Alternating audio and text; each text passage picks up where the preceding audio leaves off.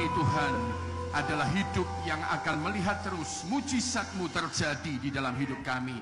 Kami bersyukur kami belajar melakukan bagian kami, dan Engkau akan mengerjakan apa yang menjadi bagian-Mu Tuhan. Terima kasih. Kau siapkan hati kami dan hidup kami hari ini untuk menikmati segala firman-Mu. Berbicaralah kepada kami Tuhan, sebab kami ini siap mendengar. Hanya di dalam nama Tuhan Yesus kami siapkan hati, roh, jiwa, dan tubuh kami. Bersyukur bersama kita, beri tepuk tangan kepada Yesus Kristus Tuhan kita. Bersyukur bersama kita, katakan amin. Tuhan berkati dan silahkan duduk. Hari ini kita akan belajar bagian firman Tuhan lebih jauh tentang doa dan puasa kita, saudara sekalian. Ingat, target kita bulan ini adalah bahwa doa dan puasa menjadi gaya hidup kita, ya. Saudara sekalian, semoga Anda masih punya selebaran ini yang dibagikan minggu ke-4 Oktober, saudara sekalian, dan bisa mengingatkan kita lagi dan lagi, saudara-saudara sekalian, tentang apa yang kita pelajari sepanjang bulan ini, dan kiranya kita menjadi pelaku-pelaku firman Tuhan. Nah, kita akan belajar tentang doa puasa yang benar. Kenapa, saudara sekalian? Karena jawabannya ada doa puasa yang tidak benar. Sementara ada doa puasa yang bisa dilakukan dengan benar, ternyata ada doa puasa yang dilakukan dengan tidak benar. Dan itulah yang menjadi masalah, sehingga kita belajar tentang doa puasa yang benar. Buka hati dan pikiran kita. Semua saudara, kita akan belajar teks khusus dari Yesaya pasal 58. Nanti di rumah ibu bapak bisa membaca ayat 1 sampai ayat yang ke-12. Ya, semua dimulai dari pertanyaan orang-orang Israel hari itu. Dikatakan, mengapa kami berpuasa dan engkau tidak memperhatikannya juga, Tuhan? Mengapa kami merendahkan diri dan engkau tidak mengindahkannya juga? Jadi saudara-saudara sekalian, hari itu sederhana saja. Orang Israel sudah doa puasa, tapi ternyata seolah-olah doa puasanya tanpa manfaat, saudara sekalian. Padahal doa puasa yang benar itu manfaatnya sangat besar. Nanti Bapak Ibu bisa cek bersama dengan saya sementara kita melihat di akhir dari khotbah hari ini. Tapi hari itu orang-orang Israel, kami puasa, engkau tidak memperhatikan. Kami merendahkan diri, engkau tidak mengindahkan. Kenapa, saudara sekalian? Sebab jawabannya ternyata mereka melakukan doa puasanya dengan cara yang salah. Ya, kalau gitu bagaimana kita melihat dari Alkitab, susunan Alkitab, bagaimana toh puasa yang mereka lakukan, puasa yang salah? Bagaimana puasa yang tidak benar, yang sudah mereka lakukan, yang tidak membawa manfaat sama sekali, sehingga tentunya kita tidak terjebak di dalam cara puasa yang salah. Saudara sekalian, kalau kita lihat ada 3 hal di Alkitab, dari teks Yesaya 58 ayat 1 sampai 12, cara puasa yang tidak benar yang telah orang Israel lakukan. Yang pertama, mereka melakukan puasa yang tidak benar, saudara, karena tujuannya adalah keuntungan pribadi. Tujuan keuntungan pribadi puasa, tapi dengan tujuan-tujuan keuntungan diri sendiri, keuntungan pribadi, saudara-saudara sekalian. Dalam Yesaya pasal 58 ayat 3c, Tuhan segera memberi jawaban. Sesungguhnya pada hari puasamu, engkau masih tetap mengurus urusanmu, dan kamu mendesak-desak semua buruhmu. Nah, ini tentunya menjadi sesuatu hal yang tidak mudah kalau kita membaca ini saja. Maka saya coba cek beberapa tafsiran, dan saya menemukan beberapa teks Alkitab atau terjemahan Alkitab dalam hal bahasa versi yang lain, maksud saya, dan saya temukan demikian, ya. Yesaya 58 ayat 3c dalam versi bahasa Indonesia sehari-hari dikatakan demikian. Kita baca yuk bersama, katakan 2, 3. Tuhan berkata, sesungguhnya sementara kamu berpuasa, kamu mencari keuntungan sendiri. Kamu puasa, Pak, Bu, saya puasa. Tapi kita puasanya ternyata mencari keenaan, keuntungan diri sendiri. Jadi ini puasa jadi tidak benar, saudara sekalian. Dalam Alkitab The Message berkata demikian, saudara sekalian. Well, here's why? Inilah sebabnya kenapa puasamu tadi tidak didengar oleh Tuhan. Because the bottom line of your fast days is profit. Sebab kamu itu puasa tujuannya profit, keuntungan. saudara. Nah, dengan melihat terjemahan-terjemahan ini, saya rasa firman Tuhan menjadi lebih jelas. Jadi saudara sekalian, puasa tidak benar pertama adalah satu, ketika puasa tujuannya untuk kepentingan diri sendiri.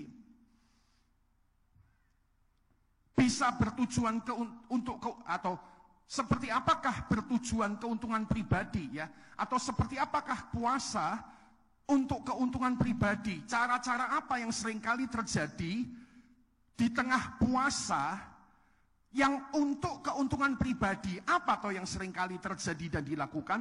Saudara, kalau saya memperkirakan contoh atau dari teksnya sendiri, kita bisa melihat ya, yang dipermasalahkan Tuhan dengan puasa untuk keuntungan diri sendiri, ya, bagaimana sebuah puasa bisa bertujuan untuk keuntungan pribadi, yang mana itu adalah hal yang salah, adalah demikian. Karena ketika kamu puasa, kamu juga menekan orang-orang yang bekerja pada kamu, ya. Jadi sementara puasa, pikirannya cuma keuntungan diri sendiri, profit, dan itu diwujudkan kalau kepada manusia sesuai teks Alkitab, kamu menekan orang yang bekerja pada kamu habis-habisan. Jadi sementara kamu puasa, kamu itu pikirannya cuma profit oriented, enggak pikirannya kepada Tuhan. Jadi sekali lagi saudara, dan itu terjadi ketika sementara puasa menekan orang yang bekerja pada kita. Kalau saya kasih contoh, mungkin saudara, orang-orang yang kerja sama kita gajinya memang minim, nggak banyak. Tapi jangan sampai kita itu tanpa kasih kepada orang-orang yang bekerja kepada kita. Mungkin kita tidak kasih banyak, tapi walaupun Anda tidak kasih banyak, Anda tetap memperhatikan. Ya. Zaman sekarang itu saya belajar begini, maaf kalau saya salah. Saya harus belajar kepada beberapa Anda ya, bahwa ini contohnya ya, ada gaji pokok, saudara sekalian. Gaji pokok itu mungkin tidak terlalu besar, tapi ini yang pernah saya dengar. Ada satu istilah, bahwa orang itu ada yang namanya remunerasi, ya, total berapa toh yang dibawa pulang sama dia sepanjang bulan. Mungkin gaji pokoknya nggak gede, tapi ketika semua ditotal, ditambah tunjangan A, tunjangan kesehatan, tunjangan C, tunjangan D, dia remunerasinya itu bisa dibawa pulang besar. Nah ini kalau saya salah, saya mohon maaf ya saudara sekalian. Tapi saudara sekalian, maksud saya kembali kepada firman Tuhan. Seringkali kita menjadi punya puasa yang salah, sebab sementara kita puasa, memang kita lapar, kita haus, tapi kita dalam bekerja neken orang-orang yang ada di sekitar kita dengan habis-habisan, saudara-saudara sekalian. Nah itu Tuhan bilang, puasamu salah.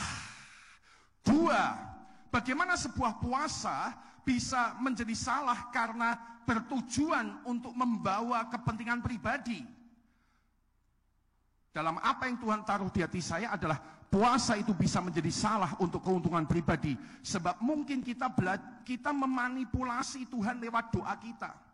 Memanipulasi Tuhan lewat doa kita itu gimana toh Pak Gideon? Kita menggunakan Tuhan dalam doa puasa untuk kepentingan kita. Berapa banyak kita puasa dan pikirannya gini, aku tak poso ben, aku entuk A, B, C dari Tuhan. Nah, saudara, kita harus hati-hati ya. Mari doa supaya saya bisa membagikan kepada Anda dan Anda juga bisa nangkap dengan tepat, saudara sekalian. Ketika kita melakukan puasa supaya Tuhan memenuhi keinginan kita, disitulah kita menjadi manipulatif.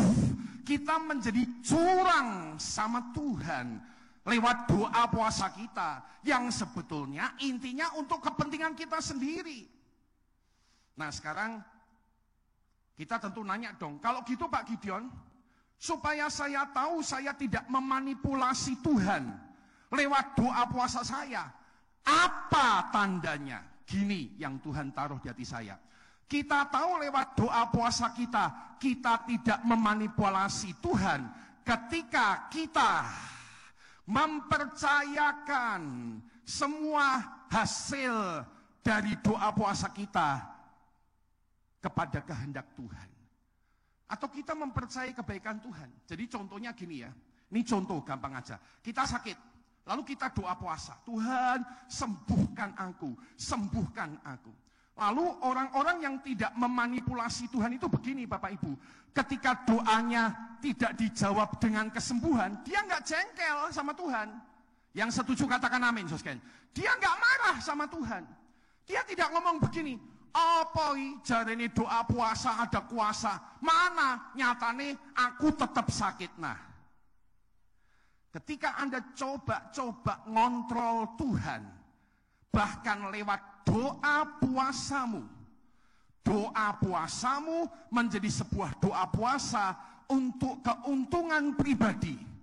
Disitulah doa puasa kita salah, tidak didengar Tuhan, tidak menyenangkan hati Tuhan. Yang paham ini sama-sama katakan amin.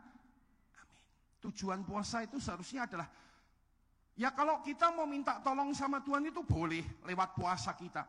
Tapi sebetulnya kita tujuannya merendahkan hati kepada Tuhan. Ku pandang wajahmu dan berseru, pertolonganku datang darimu.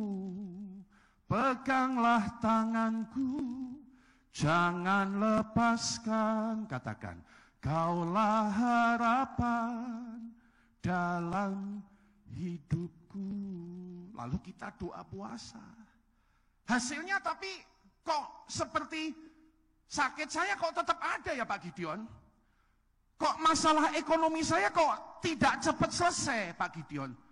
Gak apa-apa. Karena Anda jangan sampai ngontrol Tuhan, lalu marah sama Tuhan. Poso nggak poso, hasilnya sama saja. Ngomong kosong itu pendeta Gideon di mimbar, katanya puasa ada kuasa Tuhan. Nah, saudara sekalian, Tuhan itu melihat jauh ke dalam hati kita. Yang setuju katakan amin, saudara sekalian. Jangan sampai yang di sini salah. Jadi saudara sekalian, Anda harus ngerti, jangan ngontrol Tuhan. Orang yang tidak ngontrol atau memanipulasi Tuhan adalah orang yang, Tuhan aku tak lakukan bagianku, aku tak merendahkan hati, hasilnya monggo, sesuai kemurahan-Mu Tuhan. Nah itu baru benar. Saya diingatkan Sadrah, Mesah, Abednego yang diancam dilemparkan ke api yang menyala-nyala. Dia bilang, ketahuilah Tuanku Raja, jika kami tidak diselamatkan oleh Tuhan pun, kami tetap tidak akan menyembah patung buatanmu. Saudara, justru karena sikap yang benar di hatinya kayak gitu, Tuhan bilang, gak iso ini harus diselamatkan, ini harus mendapatkan sebuah kebaikan. Jadi saudara, puasa yang salah pertama adalah karena keuntungan pribadi. Kedua, dari teks Alkitab, petunjuk Alkitab, kenapa puasa bisa menjadi sesuatu yang salah, atau seperti apakah puasa yang salah? Karena ada puasa sambil bertengkar. Yesaya 58 ayat yang keempat, saudara sekalian, dikatakan sesungguhnya kamu berpuasa sambil berbantah dan berkelahi. Ternyata bisa yuk. Serta memukul dengan tinju, dengan tidak semena-mena. Dengan caramu berpuasa seperti sekarang ini, suaramu tidak akan didengar di tempat tinggi. Ternyata ada zaman dulu. Orang puasa, dia lapar, dia haus, dia cari Tuhan, tapi perilakunya kepada sesama manusia berantem, tegang, berbantah, berkelahi, memukul dengan tinju yang tidak semena-mena. Ya, artinya salah dia di hadapan Tuhan.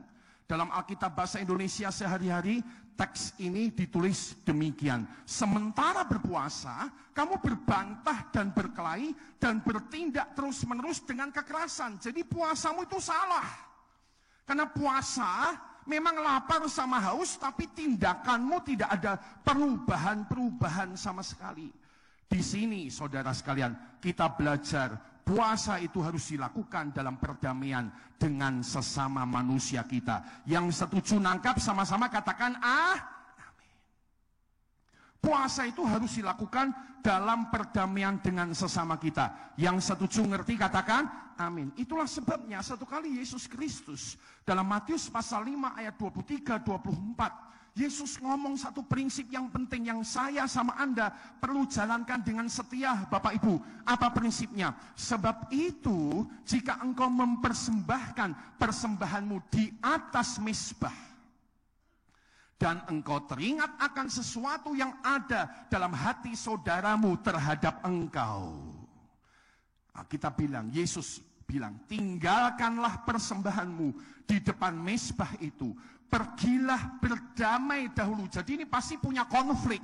Ini jenis orang yang mau mempersembahkan tapi masih punya konflik. Yesus bilang, stop. Gak usah ngasih persembahan dulu. Mandek. Lungoh. Pergi. Berdamai dengan saudaramu. Lalu kembalilah baru persembahkan persembahanmu itu. Kenapa saudara sekalian? Yesus meminta kita untuk saudara sekalian melakukan kebenaran. Dalam apapun yang kita kerjakan seharusnya kita melakukan ya di dalam perdamaian. Jadi gini, jangan sama Tuhan kita bagusnya setengah mati. Sekali lagi ya, saya ulangi. Jangan sama Tuhan kita bagusnya setengah mati.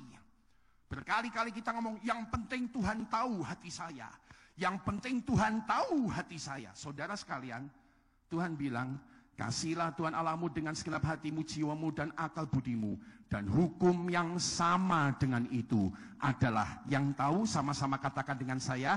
Katakan 2, 3. Kasihilah sesamamu manusia seperti dirimu sendiri. Jadi jangan membohongi diri sendiri. Pak, Bu, kalau ada di antara Anda jenis Kristen yang penting sama Tuhan, jangan bohongi dirimu sendiri.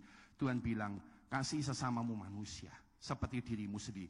Jadi puasa mereka jadi nggak benar nih di konteks Yesaya 58. Kenapa? Karena mereka puasa sambil saudara sekalian bertengkar. Ketiga, puasa yang salah itu gimana? Puasa agamawi. Puasa yang sifatnya cuma ritual agama.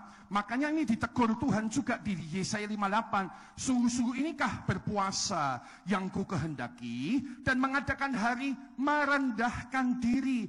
Jika engkau menundukkan kepala seperti gelagah dan membentangkan kain karung dan abu sebagai lapik tidur. Ini sebetulnya ayat ini lucu banget ya. Poso kok turu tok. Turu, saudara sekalian, tidur. Sungguh-sungguh itukah yang kau sebutkan berpuasa? Mengadakan hari yang berkenan kepada Tuhan? Tentu jawabannya adalah tidak. Dalam Alkitab Inggris The Message dikatakan, do you think this is the kind of fast day I am after? A day to show off humility. Sebuah hari untuk pamer. Show off artinya pamer kerendahan hatimu yang palsu, yang sebetulnya itu cuma hal-hal agama saja. Jadi saudara sekalian, kalau ikut Tuhan, kita nih sekarang terus tambah tahu, Tuhan itu terus mencari hati, tapi juga tindakan. Ini dua hal yang sama-sama penting. Jangan jadi orang Kristen yang cuma ngomong, Tuhan kan yang penting tahu hati saya, Pak Gideon. Tuhan tahu hatimu, tapi Tuhan juga minta tindakanmu. Sama-sama, saudara-saudara sekalian. Nah, yang ditegur di ketiga ini orang punya tindakan bagus. Tindakan puasanya, saudara sekalian, kelihatan.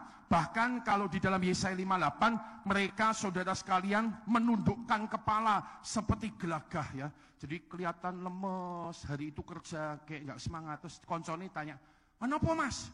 Kayak poso. Jadi kelihatannya terus mak pelempung gitu. Oh, poso ya mas ya. Jadi saudara ternyata tuh dari dulu sampai sekarang ada orang-orang seperti ini. Belum lagi ya, terus karena poso lemes ya, terus isine itu anu sih ya, aku dina iki ora kerja sih ya. Ya, napa Mas? Gek poso ya katanya. Lalu dia pulang, saudara. Pulang isinya apa? Tidur. Itu diketawain dalam Alkitab. Ya, kamu membentangkan kain karung abu sebagai lapik tidur. Apa itu artinya? Sebuah kemunafikan, Bapak Ibu Saudara sekalian, sebuah kebohongan ya, yang show off, kelihatan tindakan-tindakannya. Jadi apa mestinya di hari puasa? Makanya kalau Anda baca Yesus di Matius 6, kalau Anda nanti cek di Alkitab, Yesus bilang tetap minyaki rambutmu, ya tetap klimis, tetap walaupun puasa itu kerjanya tetap mantep, jangan jadi kendor. Yang setuju katakan amin. Dan ketika bosnya tanya, Nopo kok dino iki kendor? Gek poso, Bos. Lalu kita kelihatan seperti orang hebat. Wih, Tuhan itu pinter sekali ngelihat hidup kita. Betul enggak Bapak Ibu ya? Disikatnya hal-hal yang seringkali menjadi kesalahan-kesalahan kita. Sehingga saudara kita bisa belajar masuk dalam berpuasa yang benar di hidup kita. Jadi kalau tadi 3 hal puasa yang tidak benar, sekarang saudara ya kita akan belajar tentang puasa yang benar, saudara. Sesuai teks Yesaya 58 ayat 1 sampai 12. Itu petunjuk firman Tuhan yang pagi ini kita dengar. Ya, nanti Bapak Ibu pulang tolong baca lagi Yesaya 58 ayat 1 sampai 12. Cuma 12 ayat. Lalu bahan khotbah ini Anda bisa download di handphone Anda, ya, warta gerejanya di barcode scan, ambil khotbah, baca lagi. Jadi kita nanti kalau puasa yang benar, jangan puasa yang salah. Puasa yang benar itu seperti apa? Enggak panjang khotbah hari ini. Puasa yang benar itu Alkitab tunjukkan saudara, ketika kita puasa, kita ngambil sikap. Ngambil sikap apa? Sementara puasa, kita memerdekakan sesama kita yang tertindas. Apa kata Alkitabnya? Baca Yesaya 58 ayat 6. Ayo kita baca bersama-sama ayat ini Bapak Ibu. Kita katakan 1, 2, 3. Bukan, katakan berpuasa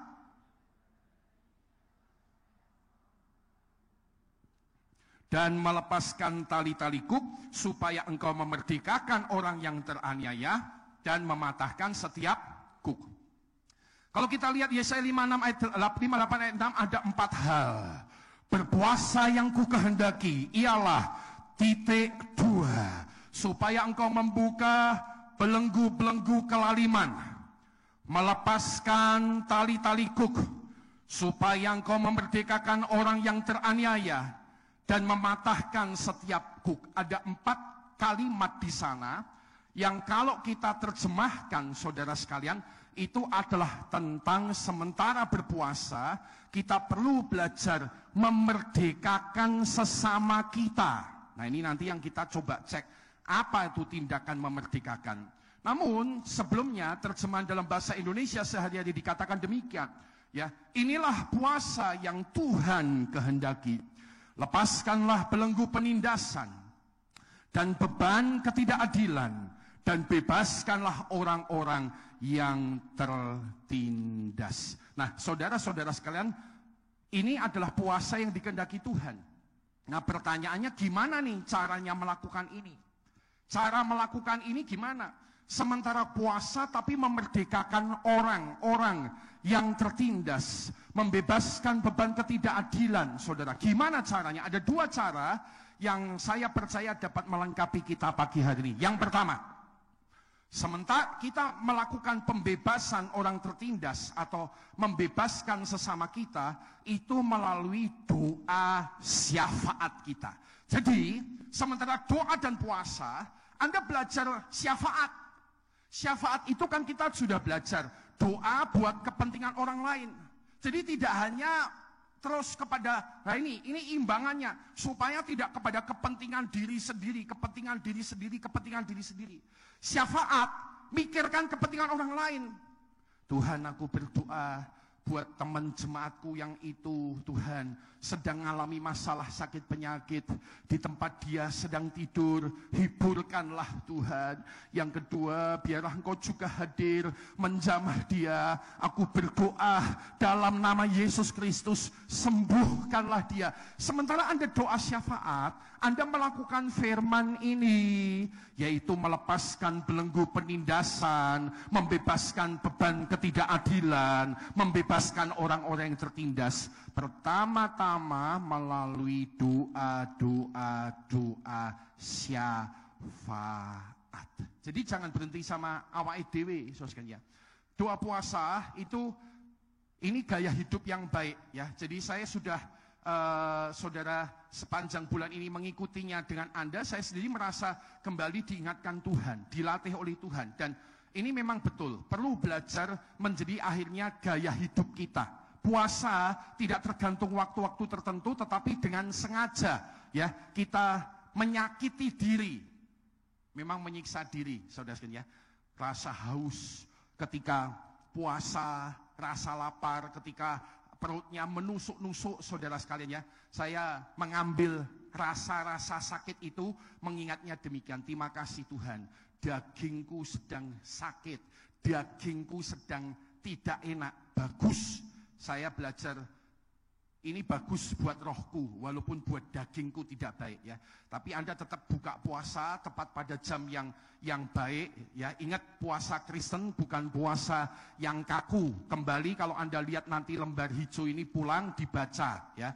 Skema puasanya saya ulangi sekali lagi, kita masih punya 2 minggu mengerjakan ini ya.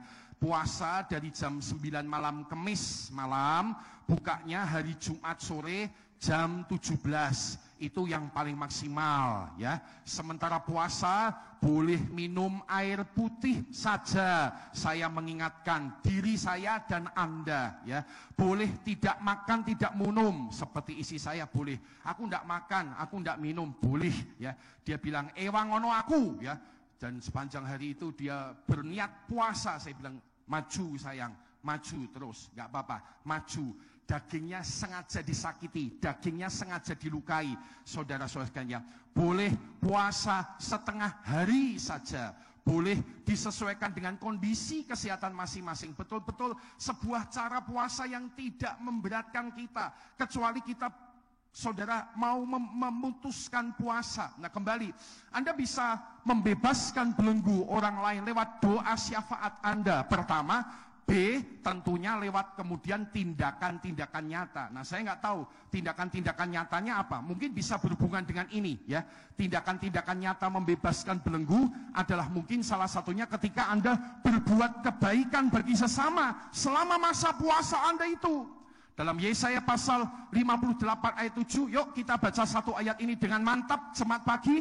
Katakan ya, sukacita, 2, 3. Supaya engkau memecah-mecah rotimu bagi orang yang lapar dan membawa ke rumahmu, katakan, orang miskin yang tak punya rumah. Dan apabila engkau melihat orang telanjang, supaya engkau memberi dia pakaian dan tidak menyembunyikan diri terhadap saudaramu sendiri. Saudara, rupanya puasa itu menjadi sesuatu yang penting, luar biasa di hadapan Tuhan adalah ketika saudara-saudara sekalian Anda melakukannya sambil membebaskan orang-orang tertindas lewat doa, B, lewat tindakan yang mana tindakan itu bisa masuk kategori ini, kebaikan-kebaikan yang Anda tunjukkan. Ya, kebaikan-kebaikan yang Anda tunjukkan, memecahkan roti bagi orang lapar, membawa ke rumah orang miskin. Jadi sementara puasa jangan eksklusif. Sementara puasa siap-siaplah terbuka dengan kebaikan apa yang Tuhan taruh di hati Anda. Minggu lalu, mungkin sejak awal November saya puasa, saya mulai didorong Tuhan begini ya. Di Salatiga ada beberapa. Anda nanti kalau keluar battle area, set gitu, sebelah kanan kan ada kayak kotak kaca. Tulisannya tempat makanan gratis. Siapa yang pernah baca di depan battle area seperti itu? Boleh kan lambaikan tangan? Oke ya. Ada yang belum pernah ya. Nanti kalau Anda keluar battle area, khususnya yang jalan masuk, begitu Anda keluar, set sebelah kanan itu ada kayak kotak kaca. Kalau Anda baca dari depan, tulisannya tempat makanan gratis. Itu ada di seluruh Salatiga. Paulus sama istri, Paulus sama Lani ya. Paulus Win boleh lambaikan tangan, Paulus ya. Paulus sama Lani ya, kayaknya sama teman-teman kuliner Salatiga, Indah TL, meletakkan kotak-kotak seperti itu di beberapa tempat di Salatiga. Betul ya Paulus ya. Jadi ada di depan battle area, mungkin ada yang di depan pasaraya, ada yang di beberapa tempat. Intinya begini, bahwa kita kalau punya makanan, taruh di situ. Jadi nanti tukang becak, tukang panggul, siapapun yang nggak bisa beli makanan, dia bisa pergi ke kotak-kotak itu dan ngambil makanan dan makan gratis lewat malaikat Tuhan yang tidak diketahui. Yang ngerti katakan amin. Itu gerakan bagus. Nah, saya selama ini memang baca, tapi baru sepanjang bulan ini saya digerakkan lagi ya. Jadi kemarin itu saya sudah mulai nulis di handphone saya. Jadi saya kalau dapat sesuatu itu saya tulis ya. Kasih makan gratis, kasih makan gratis. Nah, kemudian saudara sekalian, dalam minggu ini atau minggu lalu saya jalan di sana, Indomaret. Lalu saudara sekalian, saya pas pengen makan nasi padang di depan itu.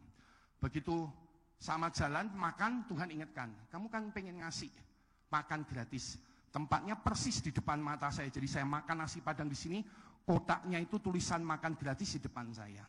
Saya sembahyang, Tuhan, aku bisa ngasih makan gratis gimana? Saudara, uangnya mungkin nggak banyak, tapi saya datang kepada pemilik warung, saya bilang begini, Pak, saya kalau pengen lauk seperti ini, berapa harganya? Sekian, oke, bikinkan sekian. Ya. Lalu kemudian selesai makan, saudara, saya bawa, saya taruh di depan tulisan itu, plek, dan saya tahu itu pasti habis. Nggak tahu siapa yang makan. Mungkin sopir-sopirnya bis-bis atau kopengan itu, mungkin yang jaga parkir, saya nggak tahu siapa yang makan. Tapi saya, saudara, intinya mulai belajar, ya, melakukan. Ada banyak hal yang bisa Anda lakukan. Yang saya ceritakan ini pasti hanya salah satu yang telah dilakukan. Ada banyak hal, ya. Tiba-tiba mungkin ada orang yang membutuhkan datang, ya, kepada Anda. Ingat, di masa-masa puasa itu khususnya Anda bisa menyiapkan hati, ya. Saya suka sharing sama Ibu Liana. Tuhan Yesus lagi nyamar jadi orang miskin, ya toh? Kata apa itu? Matius pasal 25. Tuhan itu suka nyamar jadi orang miskin, saudara. Bukan berarti kemudian kita harus selalu keluar uang, tidak mesti begitu, saudara sekalian. Ada orang miskin yang, mohon maaf, malas, sengaja datang ke rumah, minta uang, ya. Beberapa orang, sederhana. Saya tidak menghina orang, tapi ada orang-orang yang memang suka gitu, datang minta uang, ya. Lama-lama saya bilang gini, aku harus rodok pinter. Kamu boleh saya kasih uang, boleh, enggak apa-apa. Tapi rumputku cabutono sik, nanti tak bayar kamu. Yang gitu-gitu biasanya terus orang pernah balik lagi ke rumah. Takut saya suruh nyabut rumput. Tapi ada orang yang memang betul membutuhkan. Nah, yang kepada membutuhkan itu kita harus siap untuk bisa berbagi kepada mereka dalam masa puasa. Beberapa bagian terakhir, multimedia, tolong bukakan Yesaya 58 ayat 8 sampai 12. Kita baca, lalu kita lihat berkat dari puasa yang benar, yang sangat luar biasa. Dan saya percaya ini adalah pesan Tuhan bagi kita pagi ini, ya. Tadi pagi, Yesaya 58 ayat 8, ya, boleh langsung ditampilkan sampai ayat 12. Tadi pagi sebelum saya ke gereja, saya tanya sama Tuhan, lagune opo Tuhan, selesai khotbah. Lalu ternyata lagu yang terakhir tadi kita, hidup kita jadi bukti kebesarannya Tuhan. Apakah Anda siap melihat hidupmu penuh dengan mujizat Tuhan? Yang siap katakan amin, sekalian. Hidup penuh mujizat Tuhan, hidup menjadi bukti kebesaran Tuhan. Salah satunya tercapai waktu kita membangun puasa yang benar. Kita baca ayat 8 sampai 12, yuk. Kita baca ayat 8, ini adalah berkat puasa yang benar. Baca mantap Bapak Ibu, katakan 2, 3. Pada waktu itulah terangmu akan merekah seperti fajar dan lukamu akan pulih dengan segera. Kebenaran menjadi barisan depanmu dan kemuliaan Tuhan barisan belakangmu. Next 9, ya. Dikatakan saya baca pada waktu itulah engkau akan memanggil dan Tuhan akan menjawab.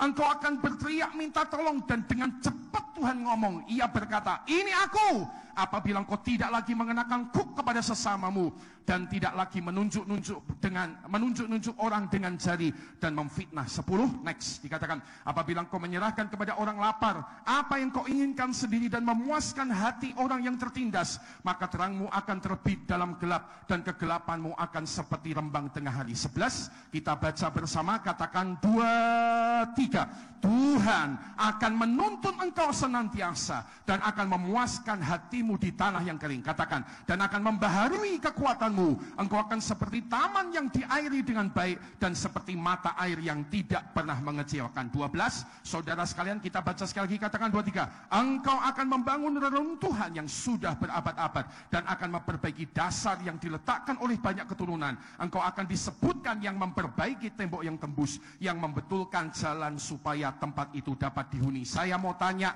berapa banyak rindu menikmati berkat dalam ayat 8 sampai ayat yang 12? Yang rindu menikmati berkat Tuhan yang seperti itu boleh angkat tangan, lambaikan tangan dan beri tepuk tangan buat Yesus Kristus Tuhan kita. Yang rindu katakan amin.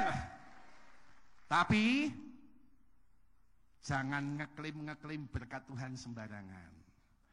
Ayat 8 sama 12 itu ada dasarnya. Itu berkat Tuhan yang akan terjadi ketika kita berpuasa dengan benar. Jadi saudara akhirnya harus masuk sini. Doa puasa yang benar. Berkatnya mempermuliakan Tuhan. Ya. Tadi kalau kita baca ada pemulihan dari Tuhan. Di masa puasa yang benar Anda bilang, Tuhan tolong aku. Tuhan langsung bilang, ini aku. Dapat jawaban doa. Ada penyertaan khusus dari Tuhan terjadi kepada gaya hidup berpuasa yang benar. Catat baik-baik, garis bawahi. Jangan salah menerima firman Tuhan. Puasa yang benar. Dan pada akhirnya dipakai Tuhan secara dahsyat. Memperbaiki tembok-tembok yang rubuh tadi kata firman Tuhan. Saudara-saudara sekalian, ketika Anda menjalankan doa puasa yang benar, pasti akan ada berkat Tuhan yang luar biasa. Karena itu mengakhiri firman Tuhan hari ini, mari belajar terus, tidak hanya November ini, bangun gaya hidup doa puasa yang benar untuk bersama-sama melihat kemuliaan Tuhan dalam hidupmu. Sekali lagi beri tepuk tangan kepada Yesus Kristus yang mengajar kita. Amin. Pemain musik dan semua tim bisa hadir. Hidupku menggenapi firman-Mu, tanda mujizat sertai setiap langkah. Saya percaya sejak hari ini Anda doa puasa lebih lagi dan doa puasa dengan benar, hidupmu akan menjadi bukti kebesaran Tuhan. Hidupku menggenapi firman-Mu, tanda mujizat sertai tiap langkahku. Kau bersamaku di dalamku, jadi bukti kebesaran-Mu. Sekali lagi, hidupku, katakan, hidupku menggenapi firman-Mu, tanda mujizat terjadi, tanda mujizat terjadi. Amin. Kau bersamaku di dalam, jadi bukti.